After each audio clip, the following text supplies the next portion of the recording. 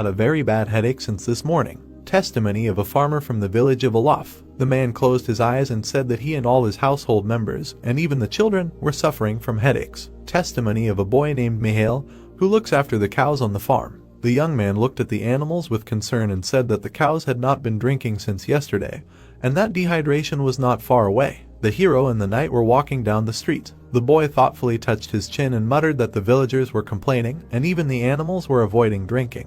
The boy frowned and thought that the reason was in the water, as he had assumed. One of the most powerful weapons the boy could use in this world was information. However, after the incident with the giant ants, he realized that events could be happening now that were not in the novel. The brown-haired man expected that Viscount Rakona could lay claim to these lands, so he decided to make some inquiries about him. The main source of income for the Rakona estate is a secret technology for dyeing things, and the same technology is used to dye fruit. The boy grimaced in irritation and muttered the name of the enemy, Frontera Estate. Arcus looked at his interlocutor in shock and asked again. A subject Viscount was sitting opposite him and said that the man understood everything perfectly well. He frowned and demanded that they give them part of the drained Murez swamps, and then they would stop polluting the water. The Baron frowned and exclaimed, "How dare he threaten him now?" The interlocutor grinned and confirmed that it was a threat. The man slammed his hands on the table and said that he would file an official complaint with the royal court. Rakona's servant looked at the Baron indifferently and said that perhaps he would even win the case. He leaned forward and, grinning, added that it would take more than 1 year for them to make a decision.